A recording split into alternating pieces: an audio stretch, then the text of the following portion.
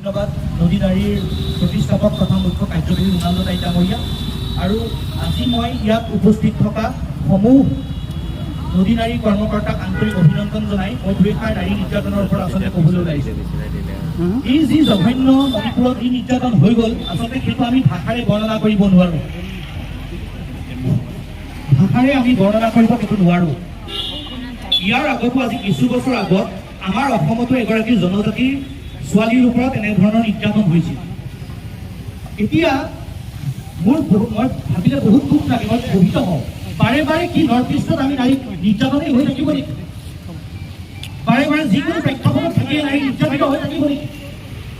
আমাক উন্নয়ন লাগে, বিকাশ লাগে। আজি ভাৰতবৰ্ষৰ বেলেগ বেলেগ ৰাজ্যসমূহত অলপ কিছুদিনৰ আগতে নদী নাৰীৰ প্ৰতিষ্ঠাপক তথা মুখ্য কাৰ্যবাহী ৰোনাল্ডো টাইটামৰীয়া আহমেদাবাদলৈ গৈছিল আৰু তাত তেওঁ বিকাশ দেখিছিল, সাংঘাতিক ধৰণৰ বিকাশ।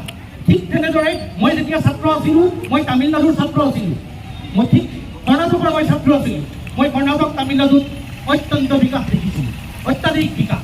যি বিকাশৰ সন্মুখত আমাৰ নৰ্থ ইষ্টে হয়তো ফেৰ মাৰিব নোৱাৰে। সঁচা কথা সদায় অপ্ৰিয় তথা সঁচা কথা সদায় তিতা। কিন্তু যেতিয়া আমাৰ নিজৰ নৰ্থ ইষ্টৰ মা ভনীসকলৰ ওপৰত এনেকুৱা অকথ্য নিৰ্যাতন হৈ থাকিব, এইবিলাক কথা শুনিলে আমাৰ বহুত দুখ লাগে। ৰাতি বিচনাত মূৰ থৈ শুই থাকিলেও কি কৰিম কি নকৰিম, কিন্তু আমি অপাৰক, আমি আমাৰ হাতত ক্ষমতা নাই, আমি একো কৰিব নোৱাৰোঁ।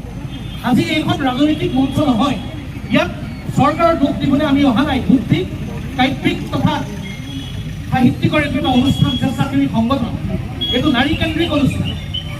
গতিকে আমি যেতিয়া মণিপুৰৰ সেই নাৰকীয় কাণ্ডৰ কথা গম পাইছিলোঁ, তেতিয়া প্ৰতিষ্ঠাপক ডাঙৰীয়াৰ লগত মই যোগাযোগ কৰি আমি ভাবিছিলোঁ যে আমি এগছি বন্তি প্ৰজ্বলন কৰি পুনৰবাৰ যাতে এনে নৰ্থ ইষ্টত নাৰীৰ নিৰ্যাতন নহয় তথা সমগ্ৰ ভাৰতবৰ্ষ, নৰ্থ ইষ্টতে নহয় সমগ্ৰ ভাৰতবৰ্ষত কোনো জেগাতে যাতে নাৰীৰ ওপৰত নিৰ্যাতন নহয়, সেইলৈ আমি নেদেখাজনৰ ওচৰত প্ৰাৰ্থনা কৰিম। প্ৰকৃতত ক'বলৈ গ'লে আজি মণিপুৰত বিগত দিনত যিটো ঘটনা ঘটি গ'ল, সেই ঘটনাসমূহত যদি আপোনালোকে নেশ্যনেল চেনেলসমূহত চাই বৰ্ণনাতিক ভাষাৰে তেওঁলোকে ভাষা নাই কি ধৰণে তেওঁলোকে ব্যাখ্যা কৰিছে এই জঘন্য ঘটনাটো সম্পৰ্কত। এইবিলাক দেখি থাকিলে কি ভাৰতবৰ্ষৰ অন্য ৰাজ্যৰ পৰা ফুৰিবলৈ হওক বা বিকাশৰ ক্ষেত্ৰতে হওক, আজি ছফ্টৱেৰ ইণ্ডাষ্ট্ৰী বা অন্যান্য ক্ষেত্ৰত অসম তথা ভাৰতৰ নৰ্থ ইষ্টৰ অন্য ৰাজ্যসমূহলৈ আহিবলৈ তেখেতসকলে আহিবলৈ ভয় কৰিম যে এইটো ভাবিলে সঁচাকৈ অন্তৰ্গত দুখ লাগে। এজন নহয়, দুজন নহয়, 800 মানুহে দুগৰাকী নাৰীৰ ওপৰত পুৰুষত্বৰ বীৰত্ব দেখুৱাইছে। কিমান ঘৃণনীয় আৰু লজ্জাজনক কথা। গতিকে আজি আমি এই মঞ্চক সম্পূৰ্ণ ধৰ্মনিৰপেক্ষ আৰু সম্পূৰ্ণ শান্তিপূৰ্ণভাৱে এগছি বন্তি জ্বলাই আমি নেদেখাজনৰ ওচৰত প্ৰাৰ্থনা জনাইছোঁ। এনেজানে হতাশাজনক দুৰ্ভাগ্যজনক ঘটনা পুনৰাবৃত্তি আমাৰ নৰ্থ ইষ্টত তথা ভাৰতবৰ্ষত নহয়। আৰু আজি কিছুদিনৰ আগতে যিটো নাৰকীয় হত্যাকাণ্ড গোলাঘাটত ঘটি গ'ল, সেইলৈ আমি সেই ছোৱালীগৰাকীৰ ঘৰ পাইছিলোঁ। ঘৰ পাই তেখেতৰ সেই ছোৱালীগৰাকীৰ মানসিক অন্তৰ্দণ্ড দেখি আমিও ভাগি পৰিছিলোঁ। তাইতো নিজৰ বুলিবলৈ বৰ্তমান কোনোৱেই নাই, তাই অকলশৰীয়া হৈ গ'ল। আচলতে এনে পুৰুষ নৰধমু পোৱাটো কিছু কম হ'ব হয়তো। মই বহুত ক্ষোভিত হৈ ভাষা কৰিছোঁ।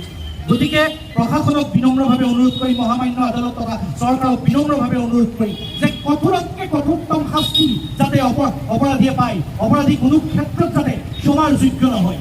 আপোনালোকে হয়তো জানিব, কথা বহুৱেই ক'ব লগা আছে, কিন্তু সময়ৰ অভাৱৰ কাৰণে মই মোৰ বক্তৃতা বহু দীঘলীয়া কৰিব নোৱাৰোঁ। আমেৰিকা এখন অত্যন্ত সুন্দৰ দেশ, সকলোৱে হয়তো সপোন দেখে আমেৰিকাত যাম, ছেটেল হওক। কিন্তু আপোনালোকে চাব, আমেৰিকাৰ বেলেগ বেলেগ ষ্টেট প্ৰভিন্সত কেপিটেল পানিছমেণ্ট যিটো লিথেল ইনজেকশ্যন বুলি কয়, লিথেল ইনজেকশ্যন দি মাহেকত অলমষ্ট 15-20 অপৰাধীক মৃত্যুদণ্ড দিয়া হয়। কিন্তু আমাৰ ভাৰতবৰ্ষত সেই ক্ষেত্ৰত আইনখন তেনেই শিথিল। অৱশ্যে সেইবিলাক কথা মই বেছি বহলাই ক'বলৈ নাযাওঁ। মই অন্তৰৰ পৰা বিচাৰিছোঁ, মোৰ সতীৰ্থসকল, নদী নাৰী সতীৰ্থসকলে সকলো নাৰীয়ে অন্তৰৰ পৰা বিচাৰিছে এনেকুৱা নাৰকীয় নিৰ্যাতন কৰা ধৰ্ষণকাৰী তথা হত্যাকাৰী, ধৰ্ষণকাৰী নহয় হত্যাকাৰীয়ে কঠোৰতকৈ কঠোৰতম শাস্তি পাব লাগে। আৰু অনাগত দিনবিলাক যেন সুখময় হৈ উঠক। বিশ্ববৰেণ্য বিপ্লৱীসকল, বিশ্ববৰেণ্য গীতিকাৰ, কাব্যিক বৌদ্ধিক মহলৰ ব্যক্তিসকলে ৰচা সপোন তথা শংকৰ ৰাজনৰ দেশক যেন ভূটানৰ দৰে জিলিকি পৰক সমগ্ৰ ভাৰতবৰ্ষ।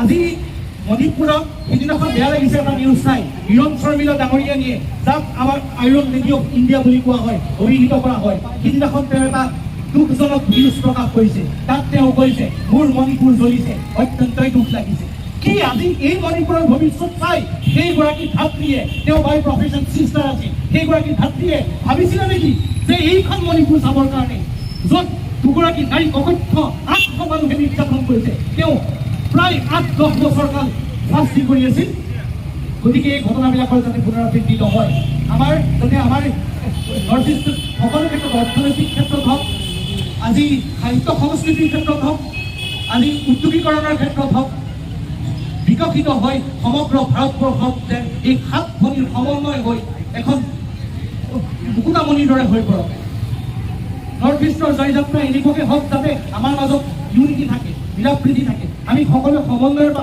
বাস কৰোঁ একতাৰে বাস কৰোঁ আৰু চাওক এটা কথা সদাশয় ৰাইজসকল যদি এনেকুৱা ধৰণৰ ঘটনা ঘটি থাকে আমাৰ উত্তৰ পূব হ'ল আমাৰ পৰ্যটনৰ প্ৰাণকেন্দ্ৰ কিমান ধুনীয়া ধুনীয়া জেগা আছে আজি মেঘালয়ৰ শ্বিলঙত হলেণ্ডৰ লগত ক'ব পাৰিছোঁ ঠিক তেনেকৈ নাগালেণ্ডৰ জুকু ভেলী কহিমা ত্ৰিপুৰা মণিপুৰ কিমান ধুনীয়া ধুনীয়া ঠাই আমাৰ অসমৰ হাত লওঁ কিন্তু পৰ্যটকসকলে এনেকুৱা ধৰণৰ ঘটনা যদি ৰাষ্ট্ৰীয় পৰ্যায়ত ওলাই থাকে কি বুলি ভাবিব আমাক আমি লজ্জিত দুখিত গৰ্বিত গতিকে নেদেখাজনৰ ওচৰত বিনম্ৰভাৱে প্ৰাৰ্থনা জনাওঁ যেনে এনেকুৱা নিৰাশাজনক দুৰ্ভাগ্যজনক ঘটনা আৰু নঘটে সকলো গোষ্ঠী জনগোষ্ঠী জাতি জনজাতি উপজাতি সকলো সমন্বয় শান্তি আৰু একতাৰে যাতে বসবাস কৰিব পাৰে আৰু মোৰ অসমখনতো যাতে সকলো অসমীয়া অনা অসমীয়া জাতি জনগোষ্ঠী সকলোৱে সমন্বয় একতাৰ দোলেৰে বান্ধ খাই বসবাস কৰিব পাৰে য'ত মাত্ৰ আমি কেৱল উন্নয়নৰ সপোন ৰচোঁ কেৱল উন্নয়ন অনলি ডেভেলপমেণ্ট নথিং ইজ